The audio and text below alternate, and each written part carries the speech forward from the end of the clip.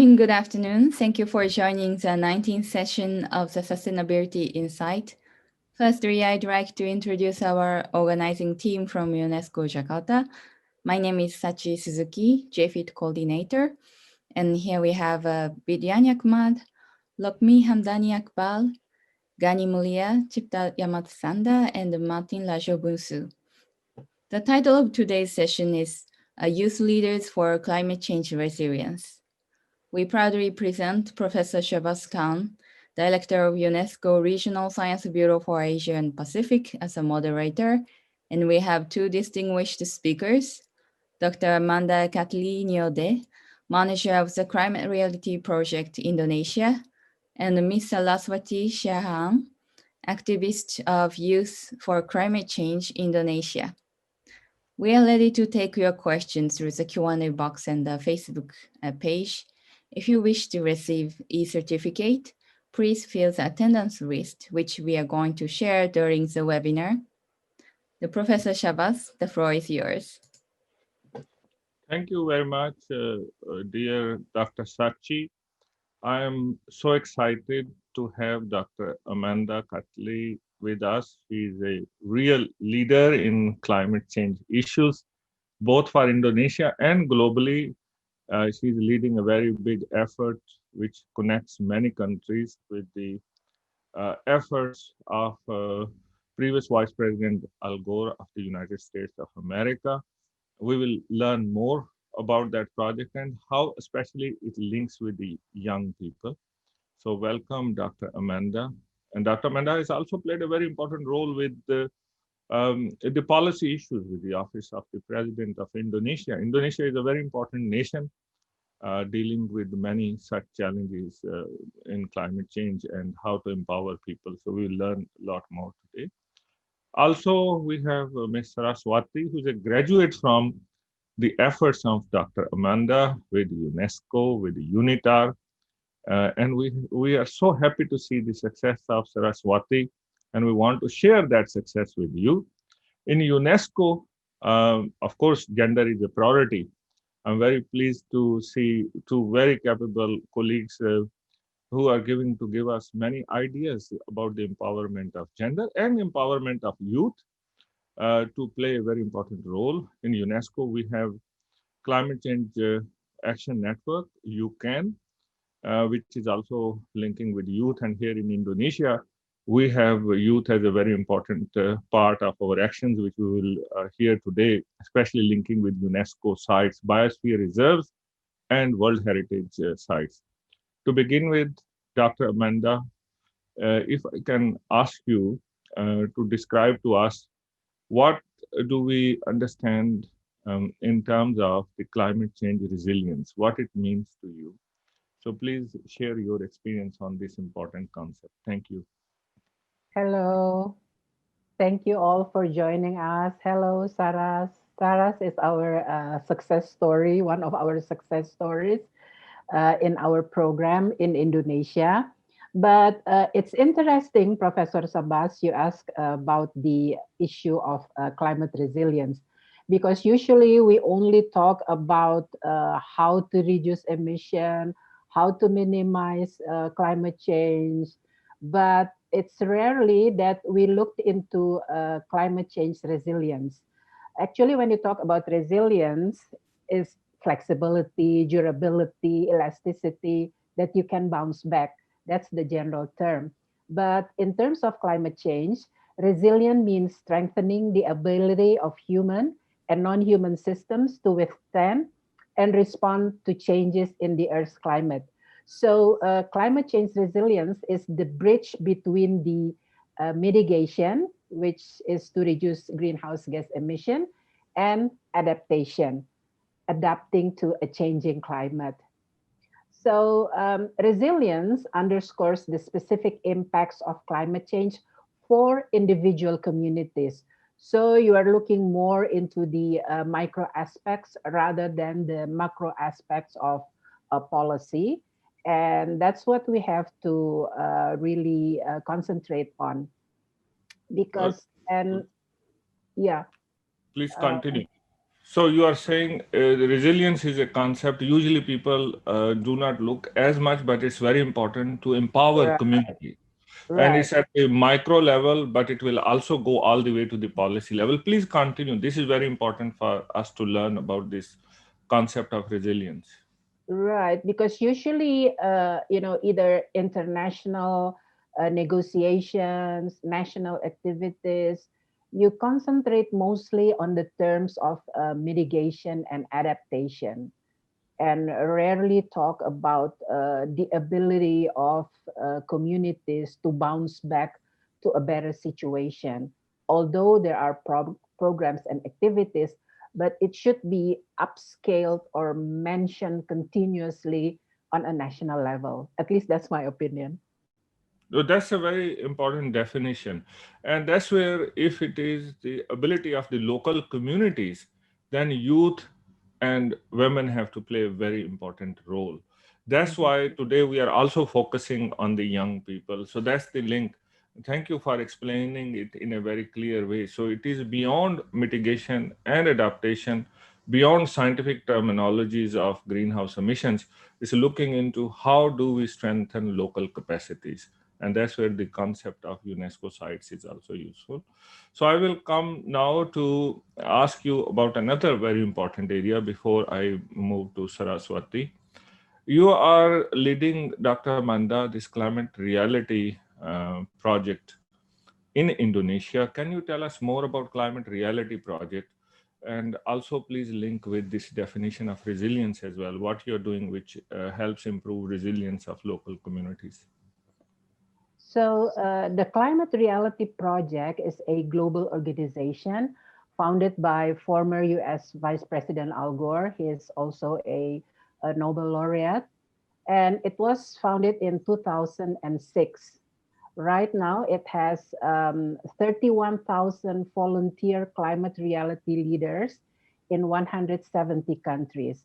Climate reality leaders are those who have been trained by climate reality, including Mr. Al Gore and a team of scientists, advocates, activists, to really understand the climate crisis, its solutions, and also actions to be taken.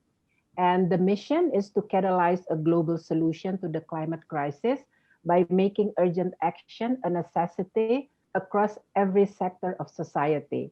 So you can say that the 31,000 climate reality leaders come from all walks of life and different abilities, capabilities, and their age range is 12 to 87 years of age. It Wow. shows that yeah, it shows that everybody can have a role in addressing the climate crisis. So you ask how we do or what activities we do in terms of climate resilience. So after being trained by Al Gore and Climate Reality, these volunteer climate reality leaders have what they call acts of leadership. Now, these acts of leadership could be in terms of slides presentations where they can educate or inform the general public or their communities about the climate crisis and the solutions. Or they could write media articles, blog posts, uh, opinion letters to the media, meeting influencers like decision makers, parliament members. They could also organize events, participating in events, and most important, creating resources that would be beneficial for the general publics, like communication materials, videos, films, and all kinds of communication modes. But in Indonesia, our goal is to increase decision makers' awareness on climate crisis that lead to policies and programs. So policies are important because they will have bigger impact rather than individual actions. And we also, this is important, we also empower the next generation to understand and take action on climate change. And Sarah, like I said earlier, is one of our success stories. That's a very good introduction to climate reality project. So you have linked to the policy, and also you are helping nurture the talent of young people and empowering them. So it's basically working at all those scales which are important, or all those levels which are important. So thank you, Dr. Manda. Let me go to your success story to Miss Saraswati. I met Saraswati many years ago in one of the Yes. youth camps we organized. Which year was that, Saraswati? Which year did you attend the? Pardon? Which year did you? 2017. Yeah, a long time ago. 2017. And 3 years. where did we meet first time? It was a biosphere reserve. Medan. In Medan. Medan, not Yeah. in Ucak Durian. Okay. So not in Ucuk Durian. The Indonesians who have Mm. joined, they will know Ucuk Durian. So I see you are an activist, Saraswati. You are playing a very important role. You have done a bachelor degree which is related to these issues, and you have done a master degree in climate change. And you have been a volunteer in many things. So can you give us an idea? How did you get started with climate issues, and how did you move to this leadership area? So, give us your experience and your journey. Right. Thank you so much for having me. Okay. Hello, everyone. I'm Saraswati. So I just graduated actually last 2 months ago from the Australian National University taking climate change. And how did I start my engagement with climate change issue? I remember it was in 2016, when I was a science teacher. And at the same time, I also joined one of communities in Medan. If you don't know where is Medan, Medan is North Sumatra province in Indonesia. And I joined a community namely Youth for Climate Change. But at the time, I only just, hadn't deep understanding about climate change. I just heard about that, but I don't really, understand about that. And by the next year in 2017, I follow a program where I meet Ibu Amanda, and also I meet Sir Shahbaz in Medan. I joined the Youth Leadership for Climate Change, and this kind of like opened the doors for me to continue my study at ANU. I found at the time that actually this is really a serious issue, but the problem is, yeah, we don't really have like awareness.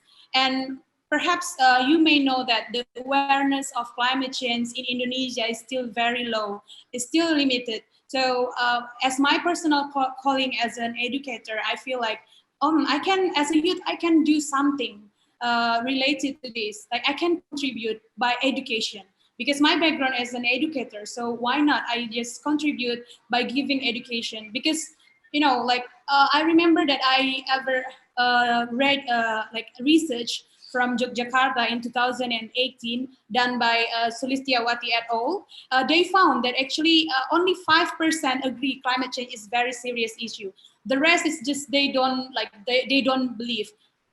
Another, I think this is kind of sad story from Indonesia, is last year we heard about the news from Vice News and Guardian that Indonesia is the home for the most climate deniers in the world. So that's the shame actually, but that's happened, that's real. So I think like by education, raising awareness, we could like contribute. Yeah, I know like education, we will see it like takes a long time to see the result, but that's the most powerful tool to change the behavior. Yeah, very interesting journey. So you come from Sumatra, which is a very important part of Yes. Indonesia. It has many tropical rainforests. In fact, some of them are Yes. part of UNESCO's tropical rainforest heritage. And you have very Yes. interesting biodiversity like orangutan, Sumatran tigers. So Yeah. tell us why you become interested in climate change, the issues which are being faced by the world as a Sorry, would young. you mind to repeat again? How did you become interested in climate change issues? There's so many issues in the world, but why you became interested in climate change? Did you know much about climate change when you were studying at the undergraduate level? Yeah, because Please go ahead. at the time in 2017, I said like, yeah, like I said, actually we feel climate change, but not many people really know and understand that we experience the impact of climate change. For example, back then when I did my master degree last year, I did some research. For example, how the interaction between precipitation and water quality in the ACT. Not many actually, the precipitation like rainfall also affect like water quality, and it's directly affect our health. So my concern in here, like giving information, sharing information that how actually climate change is really happened in our life, but we don't realize. And even I did some research last 2 years on Macquarie Island. It's in Kenya, in Australia during my study, and I found that climatic conditions thermal stress affect the population of animals. So I think that's climate change is real, and we feel it. And even we cannot sometimes we heard in the news the weather is unpredictable now because as climate has changed. So how can it's directly affect the agriculture and our life itself. So that's why I think this has happened. Not all people realize that that's happened. We feel it, but we don't know that we already experienced climate change. So that's why I'm interested in exploring more about climate change and sharing the information. So that's why my passion and my focus on climate change is in education. That's very good, Ms. Saraswati. So with your experience, I'm sure you will inspire so many people. There are more than 150 people directly on our Zoom session. I'm sure they're getting inspired from you, and there must be many questions coming to their minds. And I'm sure many of them will like to follow up what you have done. As Dr. Amanda says, you are our success story in climate change. So let me come back to you after asking some more questions to Dr. Amanda. Dear Amanda, certainly we are proud of Saraswati. She's wonderful. And there are many others who have really benefited from your mentorship. One of our programs together with the UNITAR and UNESCO, and you also helped us when you were helping the Office of the President with climate change issues.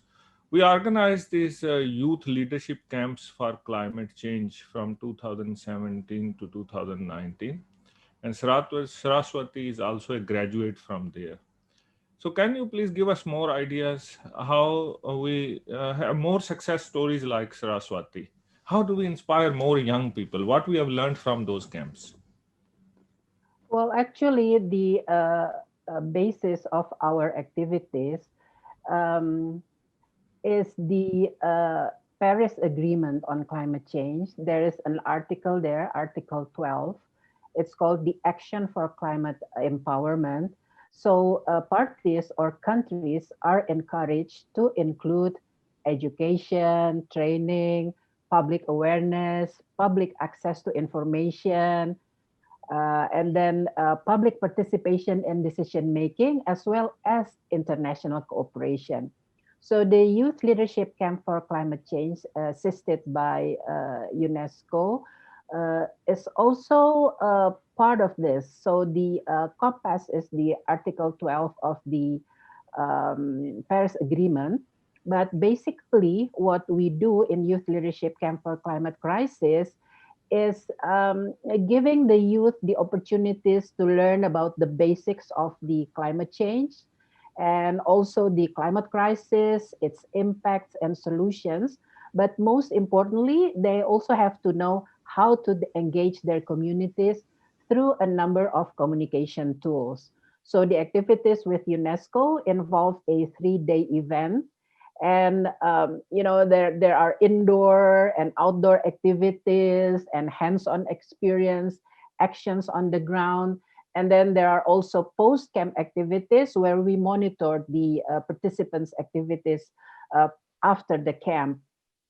And we are optimistic that with the camp, they are able to expand their national and international networks and their knowledge related to issues and solutions in their cities, their village, and their works. I'll give you an example of an event organized by young climate reality leaders as well as the youth camp alumni. It's called the Dialogue Between Policymaker and Youth Groups.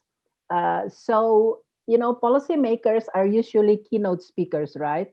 In one event, they become keynote listeners. So it's like Wow. the UN Youth Climate Summit, where the UN Secretary General became the the keynote listener.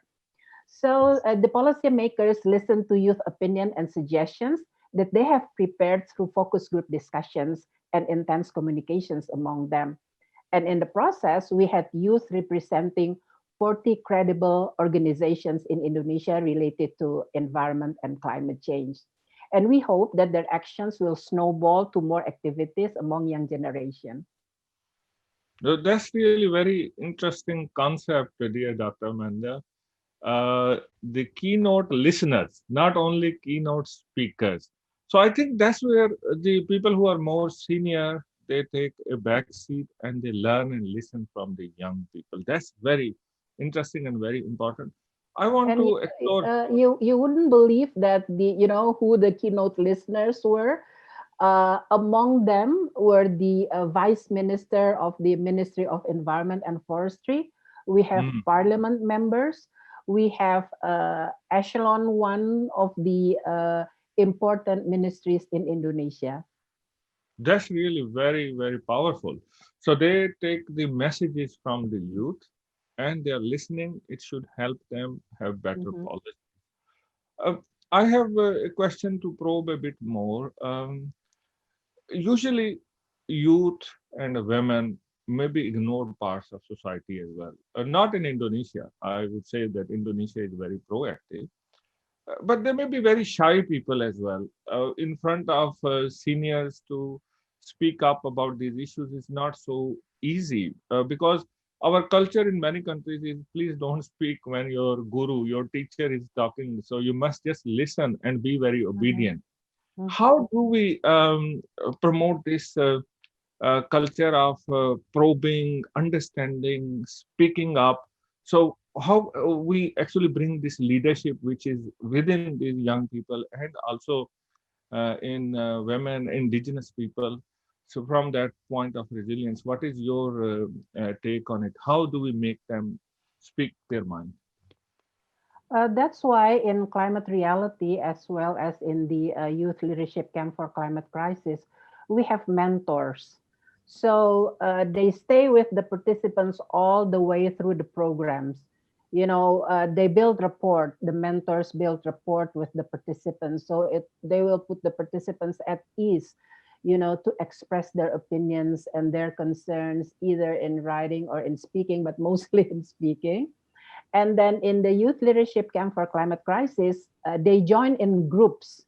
So we don't ask for individual participants, but we ask for groups. Then they will be more convenient to talk to their peers first before they raise the issue to the mentors, and then again to more participants or speakers or resource persons.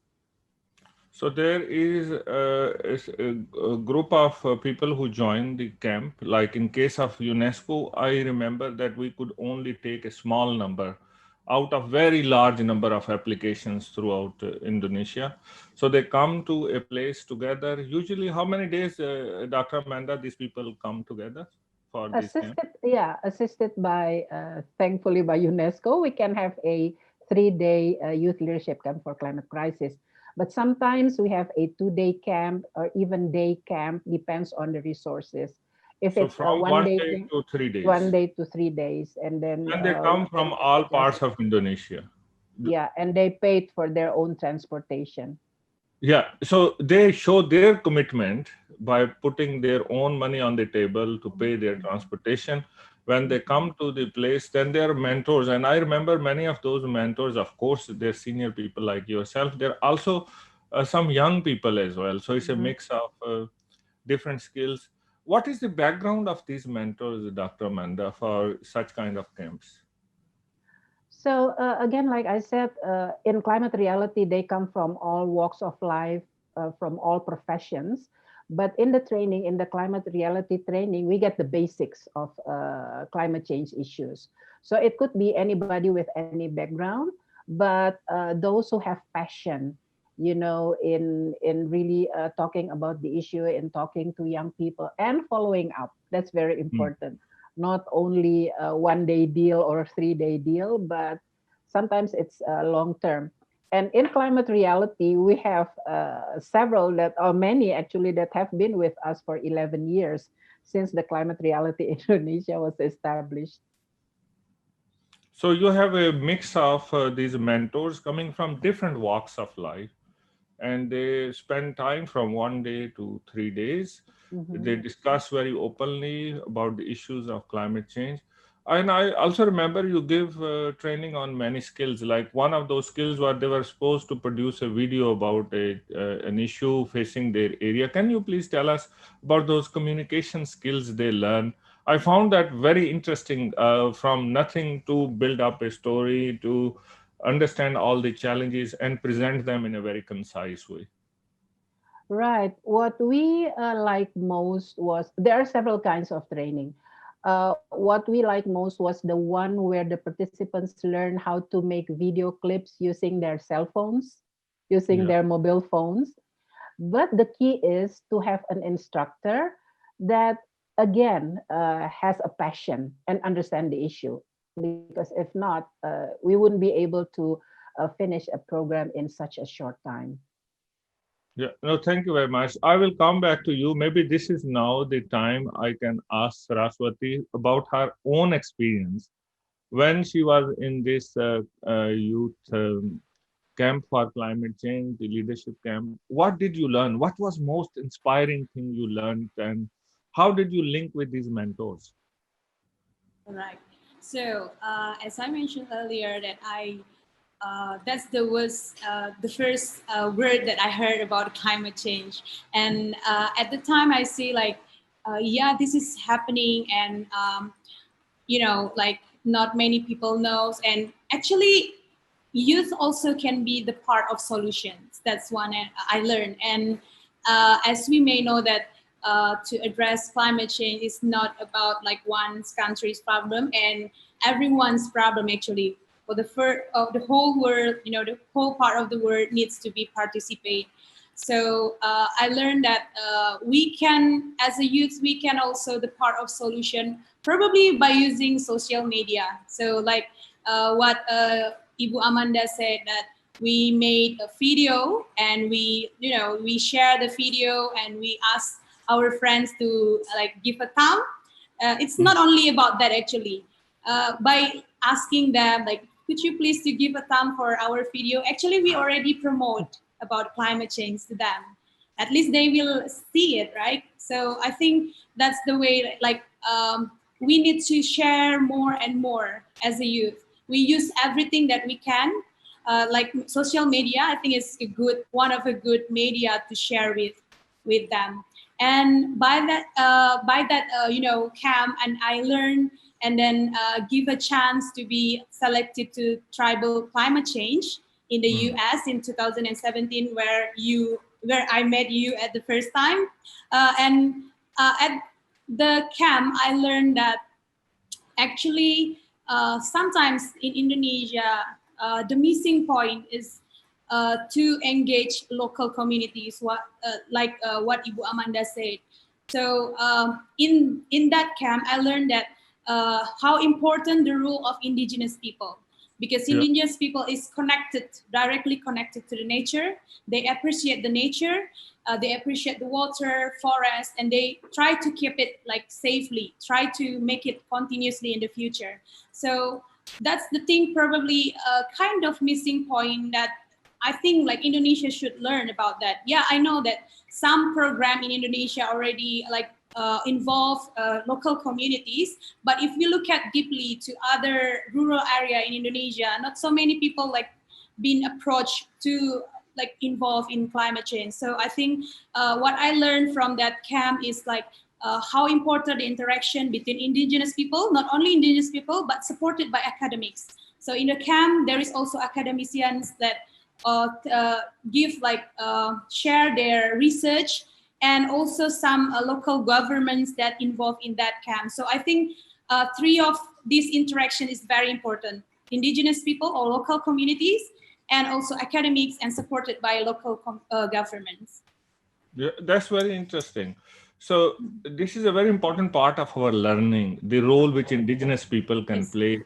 You come to the camp, you learn from each other, you prepare a video, you give thumbs up, or you give criticism to and a positive criticism so that the people can learn. Do you remember any of your mentors from the camp? Mentor from the camp. Yeah. I think in tribal climate camp we don't have mentor, but No, we do. the UNESCO camp, I'm asking. The one before with Oh, the Biosphere Reserve. You remember colleagues from that camp? yeah, I think Professor Kyle White. Yeah. Yeah, he was a lecturer in University of Washington. So Okay. he focused on about climate change and water, if I'm not mistaken. So Okay. yeah, we still like have.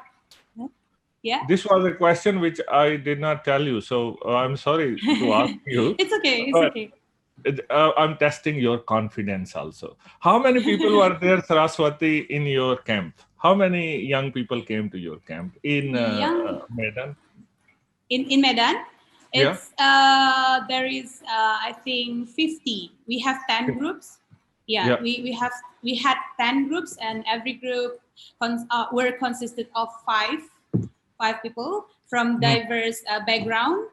And yeah, that's kind of is exciting because we found that someone that who expert in media, like, and also from education background, from even politics. So we find a lot of diverse background, so we can learn each other and then think together, sit together. What can we do for the next?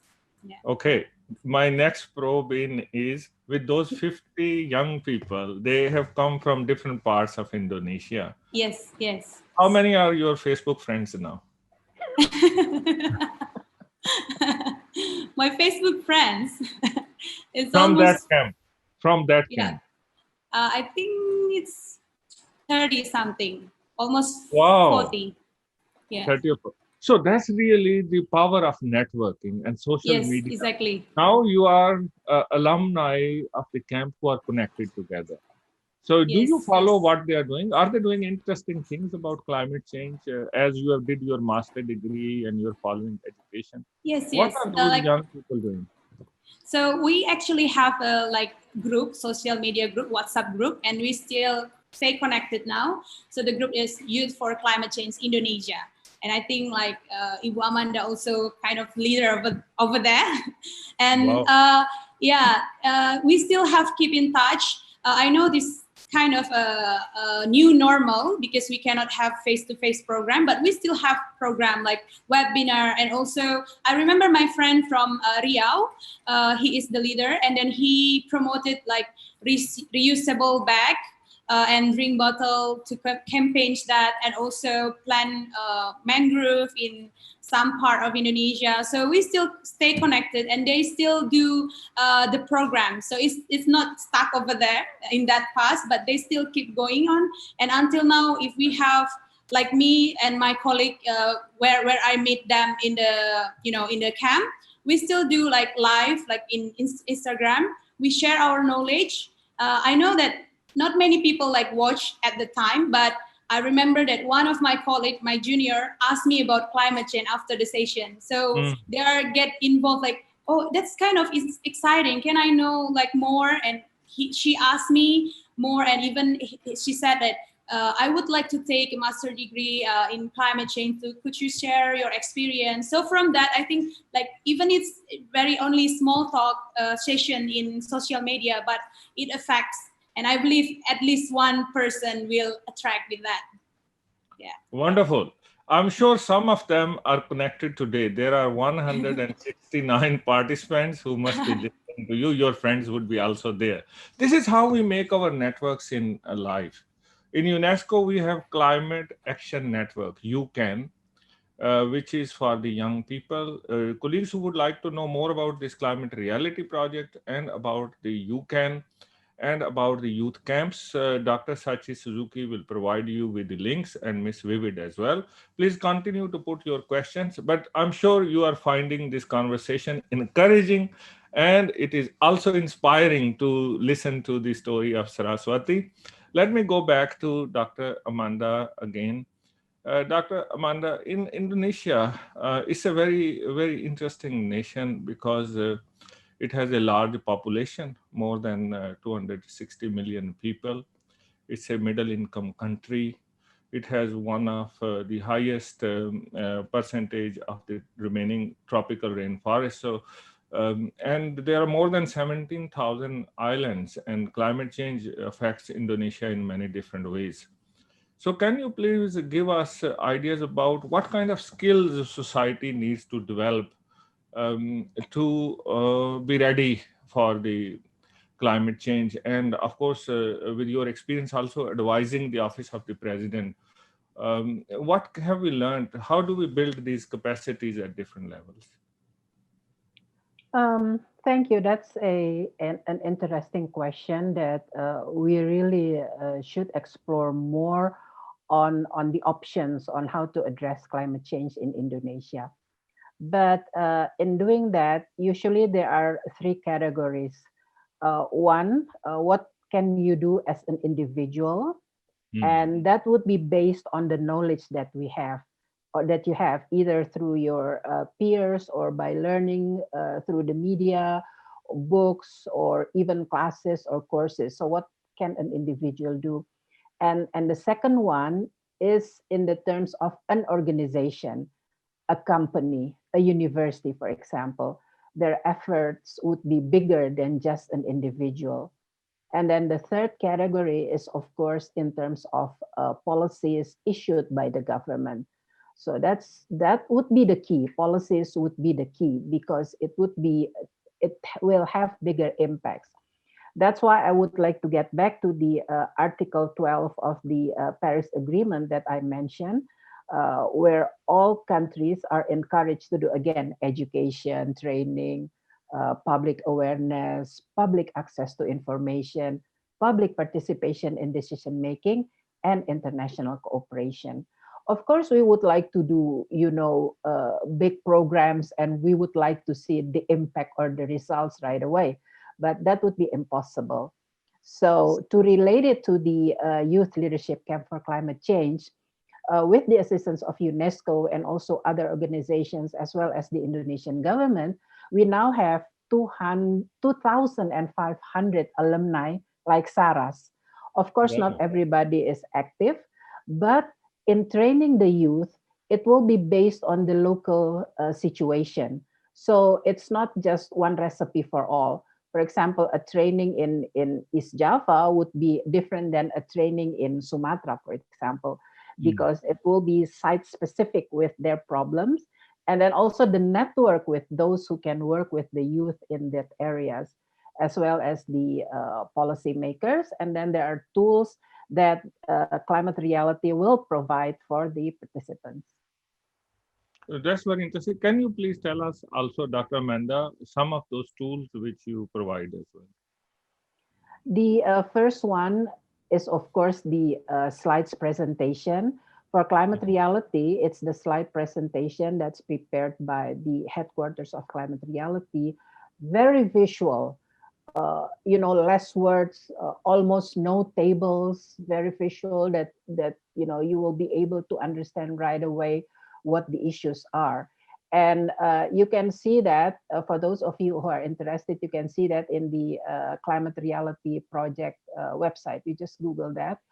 And then, of course, there are materials who are available to only those who have been trained.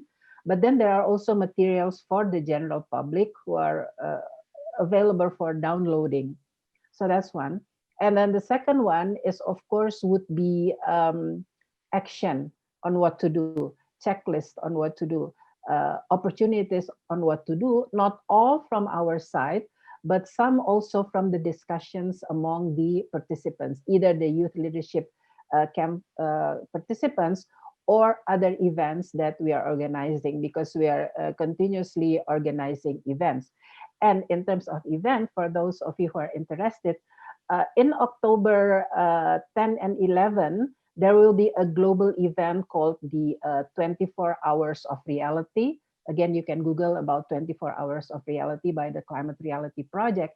And you can ask for presentations, ask for interactions to learn more about the communication materials and information that you could distribute to your communities. That's really wonderful. So the 10th and 11th of October, please look for this special effort of the Climate Reality Project. So those are free of charge, available, dear Dr. Amanda. Anyone can download those materials. And it's globally. Globally. Any country can access them. So that's really wonderful that those materials are available. And maybe there is an idea with now, of course, COVID has many bad impacts, but one thing which is maybe positive is we connect with each other through these electronic media. And if people want to organize based on those material, a local meeting, that can be one way to continue understanding and learning. Universities can host it. So, and we are also very happy to provide such materials from UNESCO. Thank you very much for that insight, and also giving us the idea that the capacity building has to be at different levels.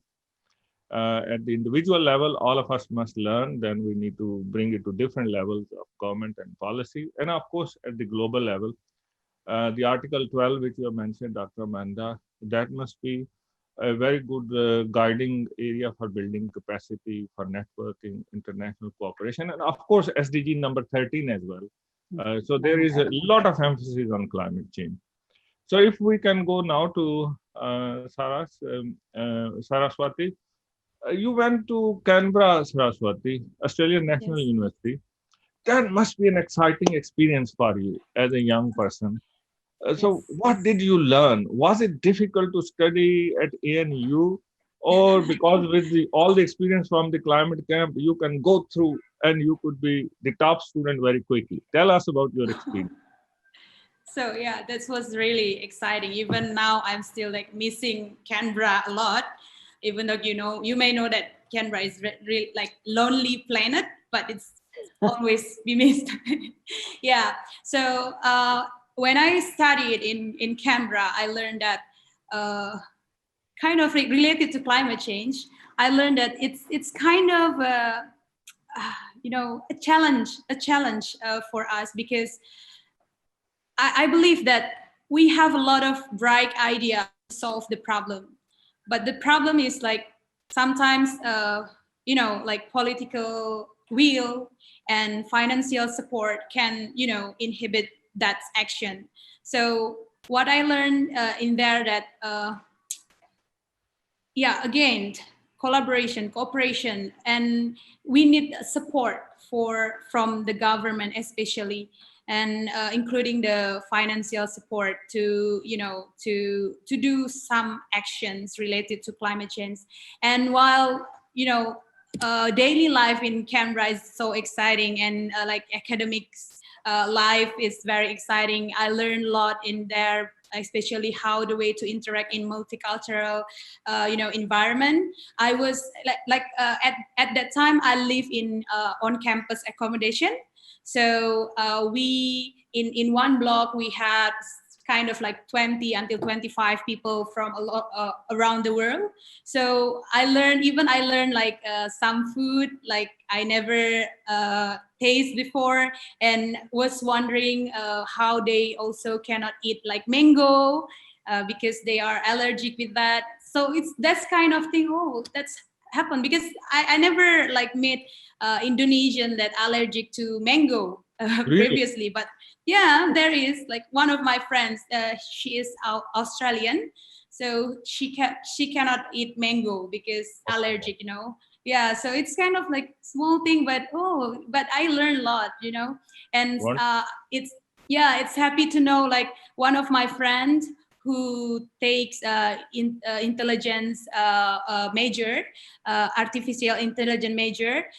He also really concerned to climate change, and he changed his behavior, the way he eats. So he became vegetarian. He never took any meat. So I was like really amazed with him. So how you can like do that? How you can change your life? And then he said, because this is important. Because Yeah. who will start if it is not from ourselves? So wow, I learned like that simple thing, but it's wow, like we need more people like that. And it's also become my reflection, at least try to change the way I eat, or the way like I, for example, like bringing drink bottles everywhere. Yeah, that's a small thing, but I think it gives effects. That's very interesting. And your mention about mango maybe is very interesting for some colleagues here. Did anyone know about durian, Saraswati? Oh, not really, I think. But some of my friends, they do, but they say they don't like it because the stinky, stinky smell. And even I think last year there was a news about durians who left durian in the library in University of Canberra, and it's become viral for the whole Oh, Canberra. Yeah, viral because like someone left durian in the library and the smell is not good. It's viral in the news, local news. And I was like, what happened? Because I love durian so much. okay. Yeah. That's very interesting. So, because we come together, we learn from different cultures. And your Yes. friend from the artificial intelligence, not doing necessarily climate change, No. but Yeah. just individual behavior, as Dr. Amanda has mentioned, that we need to start our education from individual level. Individual level means from ourselves. Even be responsible in our consumption. Of course, production has to be responsible, but consumption patterns. So that makes a very big difference. Lastly, you have any suggestion for UNESCO, Saraswati? How should we continue to nurture more young people to understand climate change, and how should we continue to encourage, especially with this Japan Fund interest? Right. I would like to say thank you so much for this opportunity. And in this time, I also would like to, give my wish that I hope in the future, UNESCO still have like a program, sustained program, like at least once a year. It's sustained, it's not only happen once for the whole, no, but it's sustained to, involve youth, because young people is the leader in the future. So if there is a continuous program every year, or at least like twice a year, that involve young people, it would be very grateful. And also, as perhaps that I mentioned earlier, that we young people, I believe they have like bright idea to be the part of a solution. But the problem, young people have a lot of energy, but we don't have, lack of financial support to do something, to do the egg.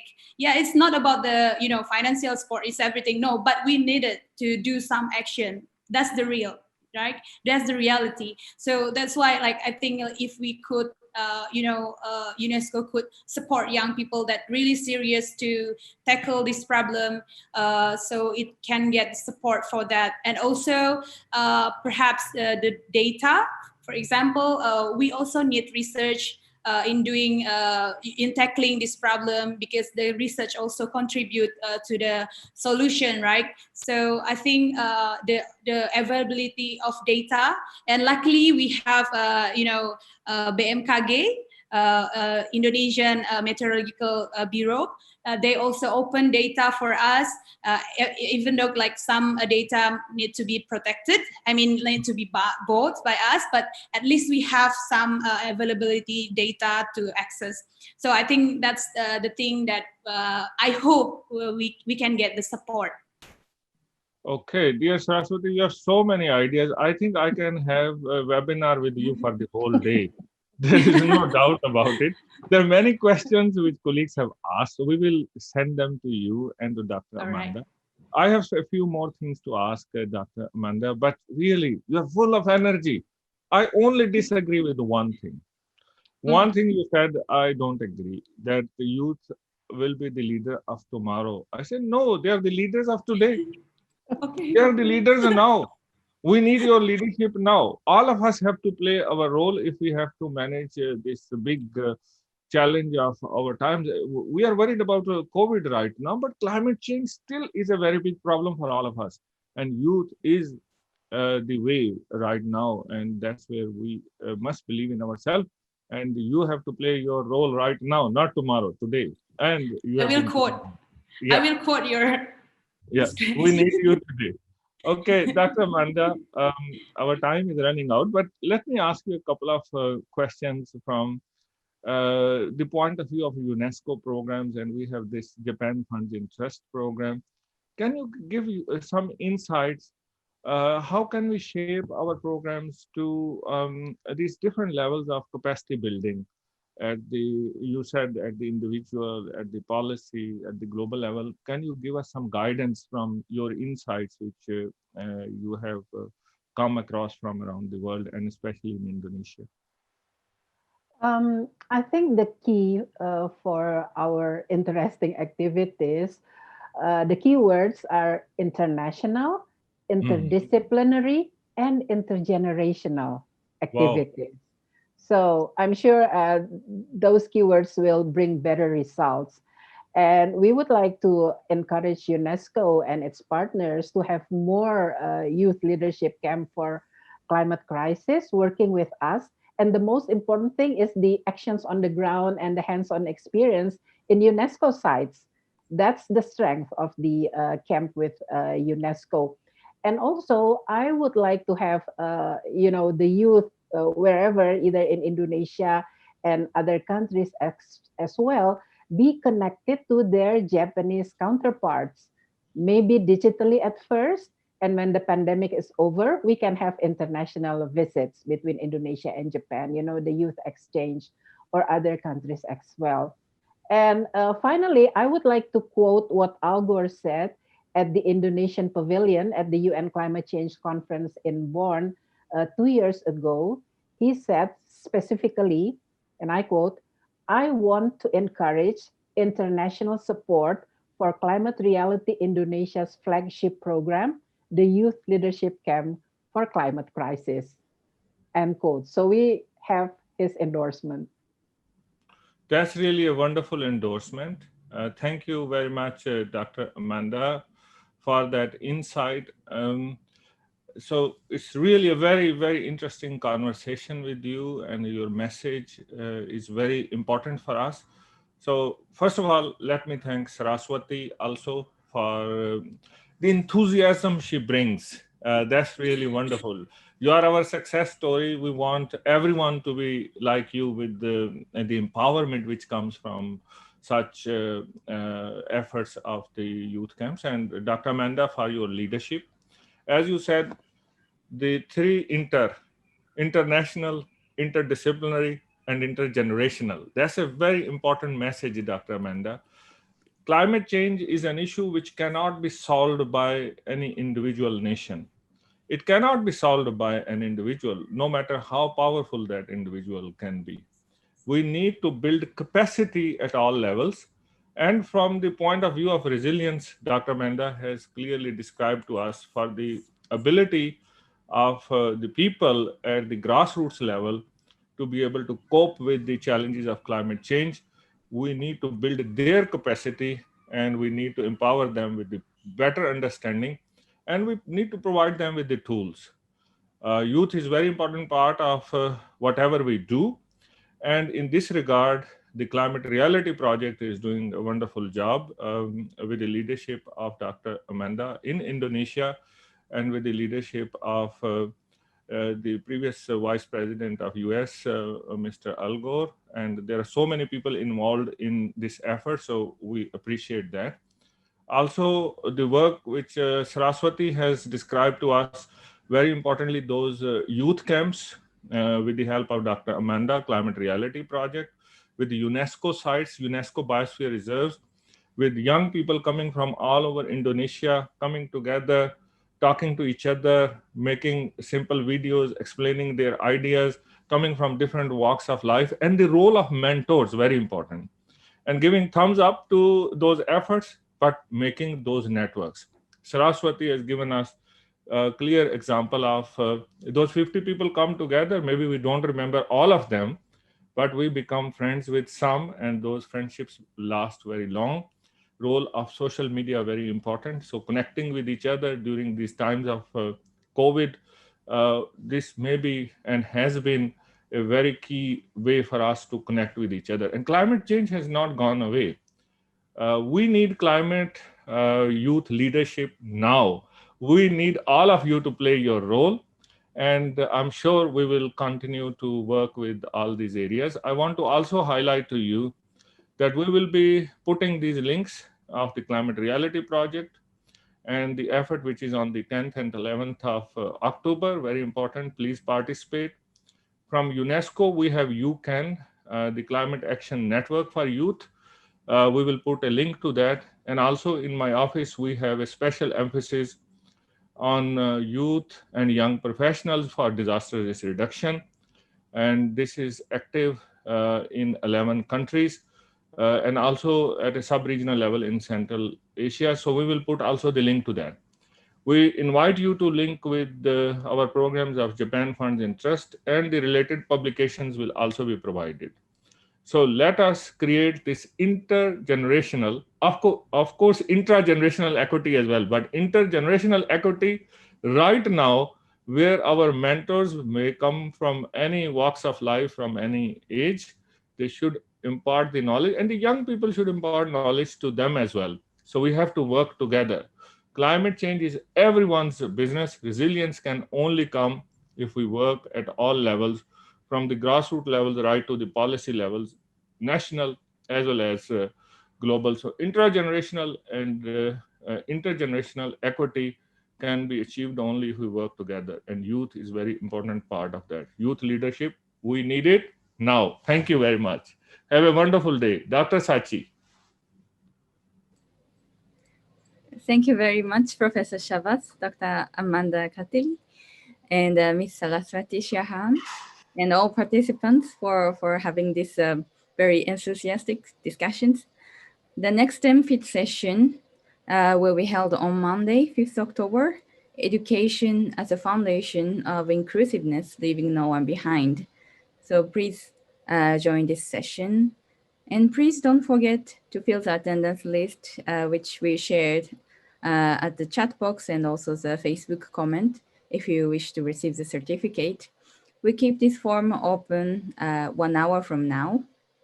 For further information, please visit our Sustainability Insight Facebook page and Instagram. We wish you a good day and stay safe, and see you all at the next webinar. Thank you very much. Thank you, Dr. Sachi. Thank you, Dr. Amanda. Thank you, Professor Shahbaz. Thank you, Professor Shahbaz. And we will be answering the questions coming from the floor.